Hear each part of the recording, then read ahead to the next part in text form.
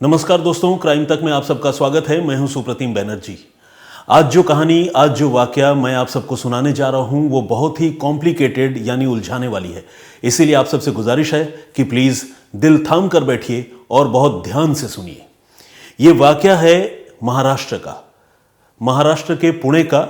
पुणे जिले की हद में एक गांव आता है जिसका नाम है चारोली खुर्द। इस चारोली खुर्द गांव से पिछले साल 17 दिसंबर को एक बड़ी खबर सामने आई। हुआ ये कि चारोली खुर्द गांव में खेतों के बीच एक रोटावेटर मशीन में एक शख्स की सिर कटी लाश फंसी हुई मिली। रोटावेटर, आप में से जो लोग खेती किसानी के बैकग्राउंड से जुड़े हुए हैं और जिनका ताल्लुक गांव से है वो इसके बारे में ज़रूर जानते होंगे, लेकिन ऐसे भी लोग हमारे दर्शक हो सकते हैं जिनको रोटावेटर के बारे में नहीं पता है, तो मैं उनको बताऊं। रोटावेटर बेसिकली ट्रैक्टर के पीछे लगने वाला एक मशीन होता है जिसमें ब्लेड्स लगे होते हैं जो रोटेट करते हैं, घूमते रहते हैं, और इससे हल चलाने के बाद मिट्टी को भुरभुरा बनाने के लिए, यानी थोड़ा ऑक्सीजन मिट्टी के अंदर जाए, उसके लिए रोटावेटर का इस्तेमाल खेतों में किया जाता है। तो जो ब्लेड्स होते हैं रोटावेटर के वो बहुत शार्प होते हैं, तेज होते हैं। तो इन्हीं शार्प ब्लेड्स के बीच में एक शख्स की लाश चारोली खुर्द गांव में खेतों के बीच पड़ी हुई मिली और लाश की बहुत बुरी हालत थी। सिर तो बिल्कुल कटकर अलग हो चुका था, जिस्म के दूसरे हिस्सों पर भी ब्लेड लगने के निशान थे, और ये सब कुछ इस बात की तरफ इशारा कर रहा था कि इस शख्स की मौत इसी रोटावेटर की चपेट में आने की वजह से हुई होगी। तो 17 दिसंबर की सुबह लोगों ने जब पहली बार इस भयानक मंजर को देखा तो पूरे गांव के लोग वहां इकट्ठा हो गए और फिर पुलिस को खबर दी गई। पुलिस भी मौके पर पहुंची और पुलिस ने बहुत गौर से मौके का मुआयना किया। पुलिस ने यह देखा कि लाश तो है, लेकिन लाश का सिर गायब है, और जिस तरह से ब्लेड से उस लाश का सिर कटा था उसे देखकर यह भी लग रहा था कि यह एक्सीडेंट बहुत भयानक है। अब सिर कहां गायब है ये अपने आप में एक बड़ा सवाल था, क्योंकि अगर उस मशीन से लाश, मतलब मरने वाले इंसान का सिर कटा है तो सिर को वहीं पास में पड़ा होना चाहिए। लेकिन फिर पुलिस ने और गांव वालों ने ये एज्यूम कर लिया, ये मान लिया कि शायद सिर को कोई जंगली जानवर या कोई कुत्ता वहां से उठाकर ले गया और वो फिलहाल कहीं गायब है। तो खैर, पुलिस ने उस लाश को बरामद किया, उसे पोस्टमार्टम के लिए भिजवाया, और फिर उसकी पहचान के बारे में पुलिस ने पता करना शुरू किया, जिसमें पुलिस को कोई बहुत ज़्यादा मेहनत नहीं करनी पड़ी। असल में जिस खेत में, चारोली खुर्द के जिस खेत में ये रोटावेटर मशीन चल रही थी, वो खेत जिस आदमी का था उससे पुलिस ने पूछताछ की, और उसने बताया कि इसके लिए उसने गांव के ही एक शख्स जिसका नाम केरबा थोरवे है, उसने केरबा थोरवे को रोटावेटर चलाने का ठेका दिया था, और इसी ठेके के तहत 16 दिसंबर की शाम को केरबा अपना रोटावेटर ट्रैक्टर लेकर उसके खेत में आया था और उसकी जुताई कर रहा था। तो ये सारी बातें जब पुलिस को पता चली तो पुलिस ने केरबा के घर वालों को बुलाया। केरबा के परिवार में जो है, उसकी बीवी नहीं है, उसकी बीवी ने खुदकुशी कर ली है करीब 2 साल पहले, और घर में 2 बेटे हैं, एक का नाम है बापू और दूसरे का नाम है महेश। तो पुलिस के बुलाने पर दोनों बेटे वहाँ मौके पर पहुँचे और उन्होंने देखा कि वाकई रोटावेटर के साथ जो है उनके पिता की लाश वहाँ पड़ी हुई है, क्योंकि पिता ने जो कपड़े पहन रखे थे वो सारे कपड़े जो है इंडिकेट कर रहे थे कि ये लाश केरबा की ही है, लेकिन केरबा का सिर जो है वो गायब था। बहरहाल, अब वो कर भी क्या सकते थे, उन्होंने अपने पिता की लाश की पहचान कर ली, और फिर पुलिस ने लाश के पोस्टमार्टम की जो फॉर्मेलिटी होती है, जो औपचारिकता होती है इस तरह की घटना के बाद, वो पूरी करने के बाद लाश उसके बेटों के हवाले कर दी। बेटों ने पूरे विधि विधान से उसका अंतिम संस्कार किया।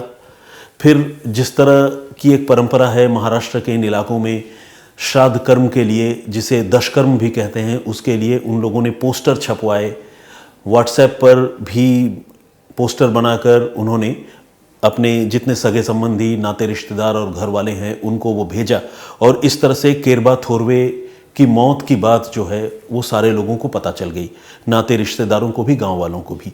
ये घटना हुई थी 17 दिसंबर को, और 22 दिसंबर को इंद्रायणी नदी के तट पर केरबा का जो श्राद्ध कर्म होता है और जो दशकर्म होता है, उसकी जितनी प्रक्रियाएं होती है, पूजा पाठ, वो इंद्रायणी नदी के तट पर जो है वो सारी चीज़ें पूरी की गई। लेकिन ये तो रही केरबा थोरवे के मौत की कहानी।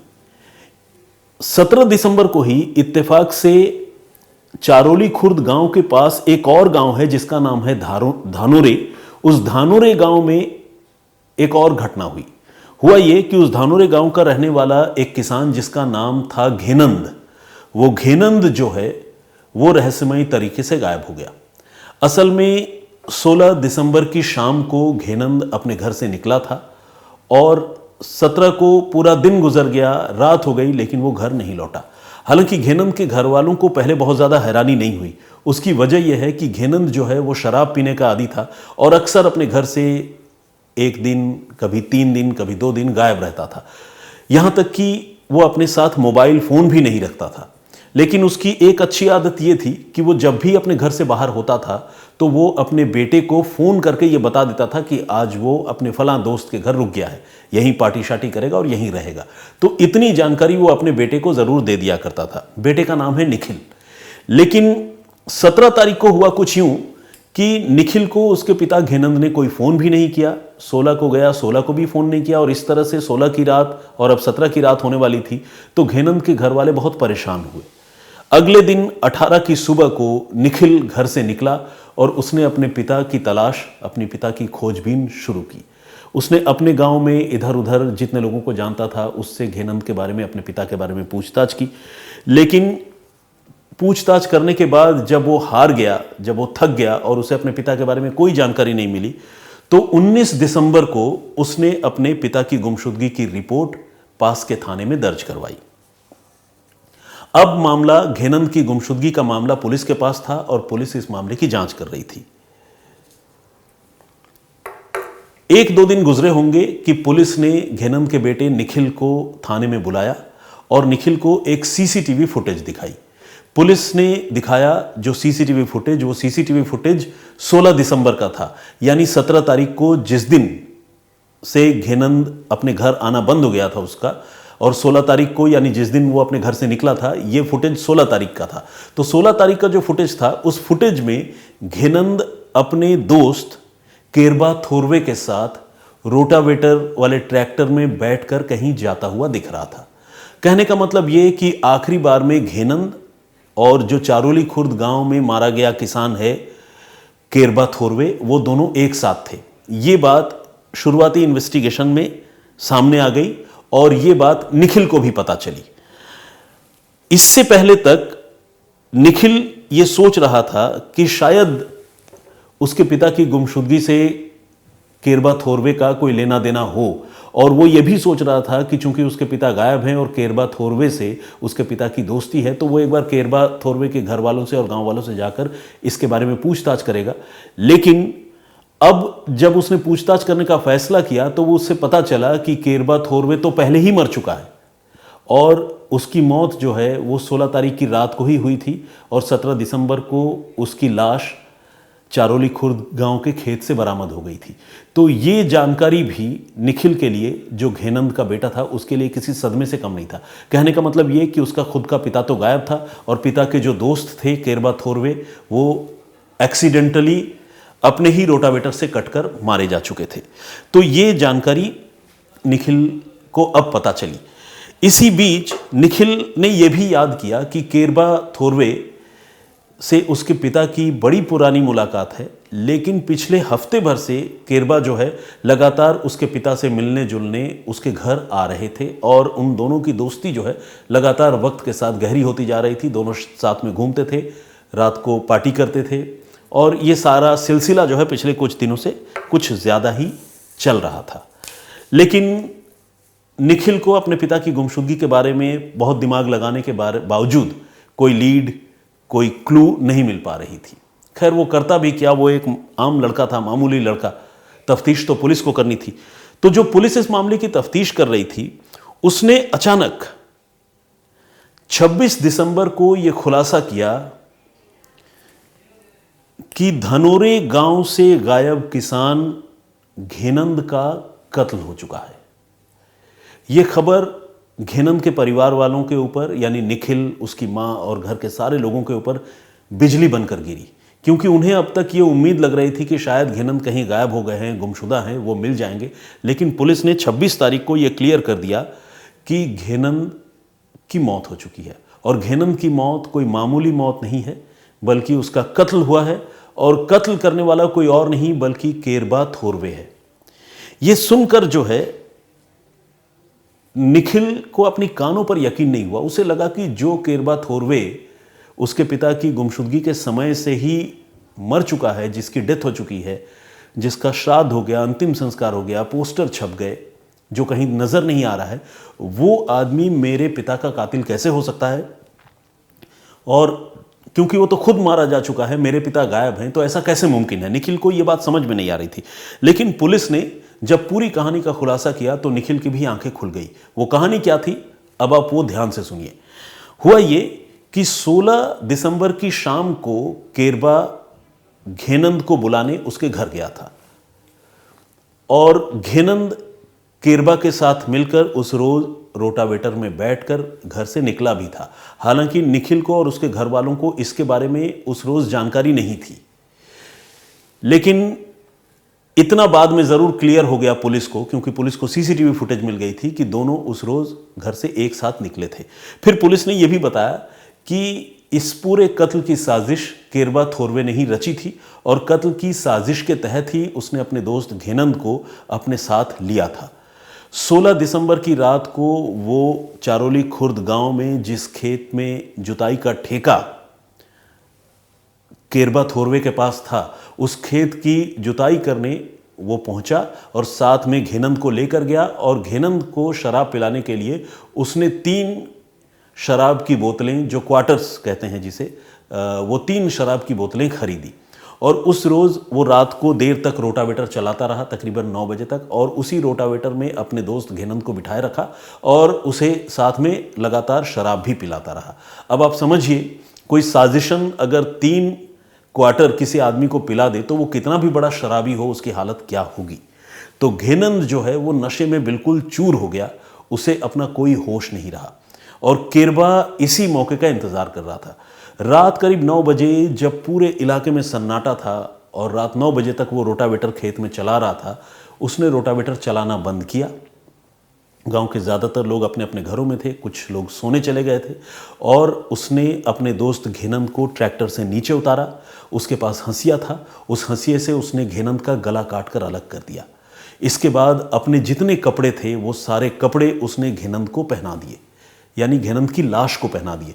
लेकिन घेनंद की लाश पर जो कपड़े पहले से थे वो चूंकि खून से सन चुके थे, बिल्कुल रक्त रंजित हो चुके थे, तो उन कपड़ों को उसने निकालकर अलग रख लिया, और जो हंसिया था उसे भी अलग रख लिया, और जो घेनंद का सिर था उसे भी अपने पास रख लिया।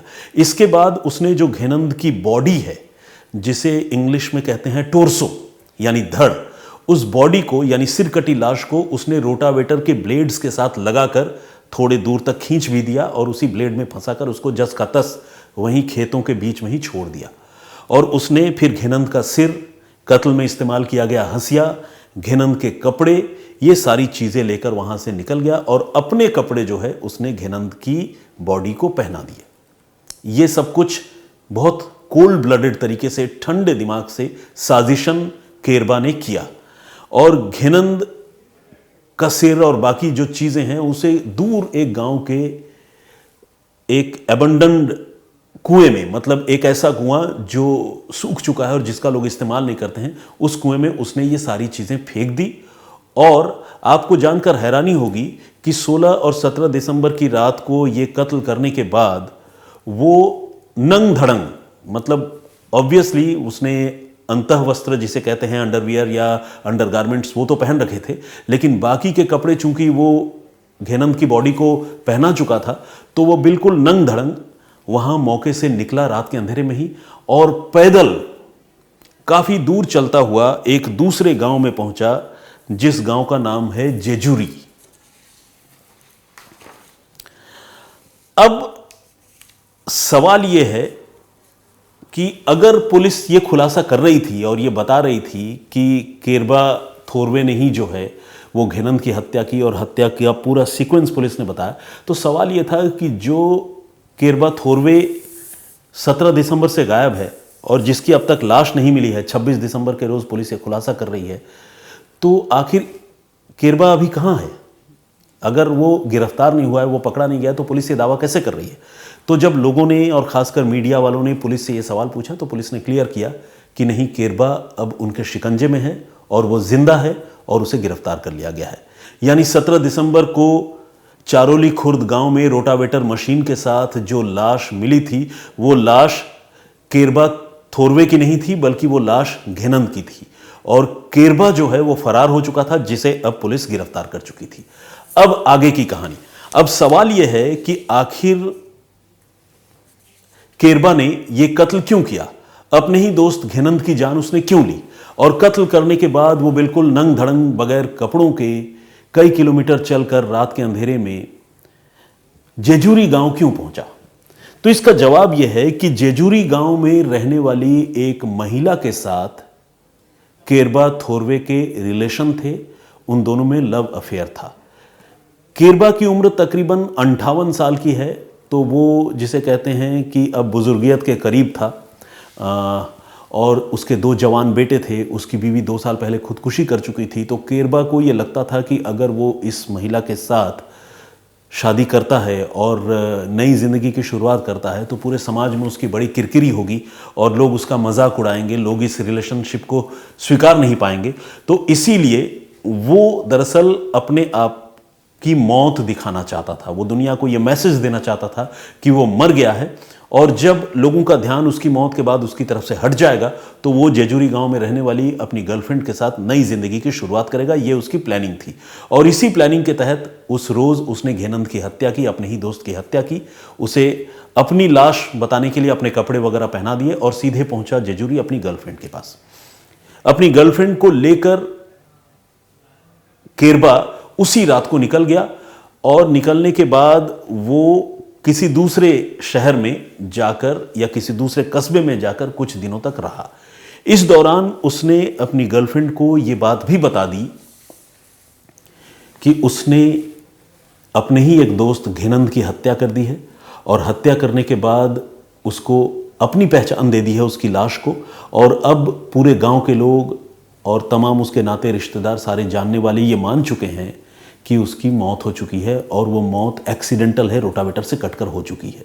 जबकि सच्चाई ये है कि वो तो उसके साथ है, वो मरा नहीं है, और जो उसके रोटावेटर के साथ जिस आदमी की लाश मिली थी वो लाश उसके दोस्त घेनंद की है जिसे उसने खुद मारा था। ये बात जब 58 साल के केरबा थोरवे ने अपनी गर्लफ्रेंड को प्यार में वशीभूत होकर बता दिया, मतलब प्यार में पागल होकर बता दिया, तो वो जो महिला थी वो बुरी तरह डर गई।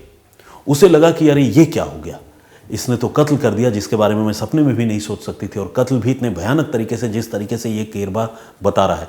तो डरने के बाद उसने रोना धोना शुरू कर दिया और उसने कहा कि फिलहाल तो मैं तुम्हारे साथ नहीं रह सकती, तुम्हारे साथ कहीं भाग भी नहीं सकती, क्योंकि मुझे लग रहा है कि अब हम पकड़े जाएंगे, मैं बर्बाद हो जाऊंगी, मुझे तुम छोड़ो मेरे घर, तुम यहां से मुझे वापस मेरे घर लेकर चलो, वरना मैं जो है जान दे दूंगी, कुछ कर लूंगी। अब प्रेमिका ने जब इतना दबाव केरबा थोरवे पर बना दिया तो केरबा मरता क्या ना करता। अब उसने अपनी गर्लफ्रेंड को फिर से उसके घर ड्रॉप करने का फैसला किया और वो ड्रॉप करने के लिए पहुंचा सीधे जेजूरी गांव, और इस काम में उसे 3 से 4 दिन और लगे और 23 दिसंबर को उसने अपनी गर्लफ्रेंड को जेजूरी गांव में ड्रॉप किया। और ये सब कुछ हो रहा था रात को ही, क्योंकि दिन के उजाले में इस तरह का काम करना आप समझ ही रहे हैं, पकड़े जाने का खतरा होता है। तो वो रात को 23 दिसंबर की रात को केरबा ने अपनी गर्लफ्रेंड को वापस उसके गांव जेजूरी छोड़ा, और उसके बाद उसे कुछ सूझा नहीं कि अब वो जाए कहां, क्योंकि अपने घर वालों की नज़र में वो मर चुका था, गर्लफ्रेंड उसके साथ रहने को तैयार नहीं हो रही थी। अब अगर वो जिंदा भी था तो उसे अपनी ही जिंदगी जो है समझ में नहीं आ रही थी कि वो कैसे आगे की जिंदगी गुजारे और कहां जाए, किसको बताए। तो जब उसे कुछ समझ में नहीं आया तो वो उस जेजूरी गांव से फिर निकला और उसी रात को 23 दिसंबर की रात को 20 किलोमीटर पैदल चला, 20 किलोमीटर्स, और 20 किलोमीटर पैदल चलकर एक दूसरे गांव में पहुंचा, जिस गांव का नाम है शेल पिंपल गांव। शेल पिंपल गांव। इस शेल पिंपल गांव में केरबा थोरवे की एक बहन, जिसे आप कजन कह सकते हैं, वो रहती थी। रात के अंधेरे में जब केरबा ने दरवाजे पर दस्तक दी तो बहन ने दरवाजा खोला, और जैसे ही दरवाजा खोला देखा कि केरबा थोरवे सामने खड़ा है, उसका भाई। तो उसे लगा कि जो भाई 17 दिसंबर को मर चुका था वो 23 दिसंबर को मेरे दरवाजे पर कैसे आया, कहीं ये भूत तो नहीं। ये सोचकर केरबा की जो कजन है वो वहीं पर बेहोश हो गई, और जैसे ही बेहोश हो गई, परिवार के दूसरे लोग उसकी चीख सुनकर और बेहोशी से पहले उसका जो रिएक्शन है वो सब देखकर जमा हो गए। और जमा होते ही उन्होंने देखा कि अरे सामने तो केरबा थोरवे खड़ा है। उनको भी ये लग रहा था कि केरबा की मौत हो चुकी है, क्योंकि डेड बॉडी तो बरामद हो ही चुकी थी। अब जब घर वालों को ये बात पता चली तो उन्होंने केरबा को तो अपने पास रोका ही, साथ ही उसके परिवार को भी ये जानकारी दी जो चारोली खुर्द गांव में रहते हैं, मतलब केरबा के दोनों बेटों को। और साथ ही इसके बारे में उन्होंने पुलिस को भी बताया, और ये भी केरबा को बताया कि उसके भागने और बचने का कोई फ़ायदा नहीं है, क्योंकि पूरी कहानी जो है अब सामने आ जाएगी। वो जिंदा है तो कहाँ तक भागता फिरेगा। तो केरबा के पास भी अब बचने का कोई रास्ता नहीं था, क्योंकि उसके रिलेटिव जो है एक तरह से उसे कन्फाइंड कर चुके थे, पकड़ चुके थे। फिर जब पुलिस को जानकारी मिली तो 24 तारीख की सुबह पुलिस ने उसी शेल पिंपल गांव गांव से केरबा थोरवे को गिरफ्तार किया और फिर उससे पूछताछ शुरू की। जब उससे पूछताछ की तो उसने सिलसिलेवार तरीके से पूरी कहानी बताई कि कैसे 16 और 17 दिसंबर को उसने अपने दोस्त घिनंद को अगवा किया, उसे शराब पिलाई, रोटावेटर में बिठाकर देर तक घुमाता रहा खेत में ही, और मौका पाकर उसकी गला काटकर हत्या कर दी, सर कहीं और फेंक दिया, धड़ जो है रोटावेटर के साथ रख दिया, और फिर इसके बाद वो कैसे कैसे अपनी गर्लफ्रेंड के साथ भागा और फिर कैसे वो पकड़ा गया। तो पूरी कहानी उसने किसी तोते की तरह पुलिस को बताई, और इसके साथ ही पुलिस ने न सिर्फ केरबा थोरवे को गिरफ्तार कर लिया, बल्कि इस कॉम्प्लिकेटेड मर्डर मिस्ट्री का पुलिस ने खुलासा किया। ये असल में एक दोस्त की गद्दारी थी, जो अपने गर्लफ्रेंड के साथ एक नई जिंदगी शुरू करने के लिए अपनी मौत को फेक करना चाहता था, अपनी मौत का झूठा नाटक करना चाहता था, जिसके लिए उसे एक अदद इंसान के लाश की जरूरत थी। और उसने अपने एक दोस्त जो शराब पीने का लती था, जिसे शराब पीने की लत थी, उसने अपने दोस्त की हत्या कर दी। तो ये थी पूरी कहानी, जो थी तो बड़ी कॉम्प्लिकेटेड, लेकिन पुलिस ने इसे बहुत ही समझदारी से सुलझाया। और पुलिस से ज़्यादा मैं तो ये कहूँगा कि जो सीक्वेंस ऑफ इवेंट्स है या सीक्वेंस ऑफ इंसिडेंट है, जो पूरा सिलसिला है, वो इस तरह से कुछ हो गया कि समझ लीजिए कि जो कातिल या गुनहगार है वो भी अपने आप ही पुलिस की जाल में फंसा। क्योंकि एक बार खुद को मरा हुआ दिखाने के बाद जब दुनिया के सामने वो जिंदा नजर आ गया चंद दिनों के अंदर, तो फिर उसका पकड़ा जाना तो लाजमी था, और केरबा थोरवे के साथ यही हुआ। इस कहानी पर आपकी क्या राय है? आप क्या सोचते हैं केरबा की भूमिका के बारे में, घिनंद के अंजाम के बारे में, उस महिला के बारे में जो केरबा की गर्लफ्रेंड थी? इस पर आप अपनी राय हमें लिखकर भेज सकते हैं। मैं आप सारे लोगों की राय, सारे लोगों के कमेंट्स जो है पर्सनली पढ़ता हूं, और कुछ कमेंट्स जो है यहाँ वापस जब मैं वीडियोज़ रिकॉर्ड करता हूं तब भी पढ़ता हूं। तो आइए, आज की कहानी यहीं तक, लेकिन ख़त्म करने से पहले कल जो कहानी मैंने आप सबको सुनाई थी, जिसमें बेंगलुरु के एक मर्डर मिस्ट्री के बारे में मैंने आपको बताया था, और ये भी बताया था कि कटी हुई उंगलियों के फिंगरप्रिंट से कैसे पुलिस ने उस मर्डर मिस्ट्री को सॉल्व किया, तो उस पर बहुत सारे लोगों ने कमेंट किया है। Thank you very much first of all to everyone जिन लोगों ने भी कमेंट किया है। और जिन्होंने कमेंट नहीं किया है, वीडियो देखते हैं और पसंद करते हैं, बेशक कमेंट ना करें, मैं उनका भी शुक्रिया अदा करता हूं। खैर, शुरुआत परशुराम जी से करेंगे। परशुराम जी ने जो कमेंट किया, उन्होंने लिखा है कि स्टोरी को प्रस्तुत करने का तरीका अच्छा नहीं लगा। तो कुल मिलाकर इनका जो बेंचमार्क है उसमें मैं अभी खरा नहीं उतर पाया हूं, लेकिन मुझे उम्मीद है परशुराम जी आप देखते रहेंगे तो शायद मेरा जो प्रेजेंटेशन है वो आपको आने वाले दिनों में अच्छा लगने लगे, या फिर हो सकता है कि वक्त के साथ मैं थोड़ा और एक्सेल भी कर जाऊं। देवराज शर्मा जी, इन्होंने भी कमेंट किया और ये कहा है कि कहानी अच्छी थी और पुलिस का इन्वेस्टिगेशन भी सराहनीय था। बहुत सारे लोगों ने, चाहे वो देवराज हों या दूसरे लोग हों, बहुत सारे लोगों ने ये कहा है और पहले भी कहा है कई बार कि जो आधार कार्ड का बायोमेट्रिक सिस्टम है उसमें हर इंसान का थंबनेल या जिसे कहते हैं ना कि फिंगरप्रिंट, वो सरकार अपने पास रखती है, तो उस थंबनेल से या उस फिंगरप्रिंट के डेटा बैंक से क्राइम के मामले क्यों नहीं सुलझते हैं। लेकिन मुझे लगता है कि फॉरेंसिक का जो डेटा बैंक है और एक बायोमेट्रिक आइडेंटिफिकेशन के लिए जो डेटा बैंक है, उन दोनों के डेटा बैंक में कुछ बेसिक डिफरेंसेस तो ज़रूर होंगे। तो ये भी एक वजह है कि आधार कार्ड के फिंगरप्रिंट वाले डेटा बैंक से क्राइम के मामले आमतौर पर नहीं सुलझते। और दूसरा ये कि इस देश में, जैसा कि आप जानते हैं, करोड़ों लोग हैं, 100 करोड़ 125 करोड़ के आसपास की आबादी है, शायद उससे भी ज़्यादा। तो इतने लोगों में से मान लीजिए मैक्सिमम लोगों का फिंगरप्रिंट अगर हो भी सरकार के पास, तो जब तक कोई क्लू ना हो तब तक इन फिंगरप्रिंट को फिल्टर करके पुलिस कैसे किसी के साथ मैच करके जो है किसी केस को सॉल्व कर सकती है। ये एक मेरी समझ जो कहती है, मैं उसके हवाले से ये बात कह रहा हूँ। लेकिन जो आप लोगों का सवाल है कि आधार कार्ड के फिंगरप्रिंट वाले डेटा बैंक से क्राइम सॉल्व क्यों नहीं हो सकता, इसके बारे में मैं किसी फॉरेंसिक एक्सपर्ट से पूछकर आप लोगों के सवाल का उत्तर देने की कोशिश करूंगा। साजिद मिर्जा साहब ने कमेंट किया है, थैंक यू वेरी मच, सिर्फ तेरे भरोसे, इन्होंने कमेंट किया है और इन्होंने लिखा है sir you are great, thank you very much हौसला अफजाई के लिए। विजेंद्र सिंह जी का कमेंट है, इन्होंने भी ये कहा है कि कई मामलों में एक छोटा सा सबूत भी जो है बहुत कॉम्प्लिकेटेड केसेस को सॉल्व कर देता है। बिल्कुल सही बात आपने कही है।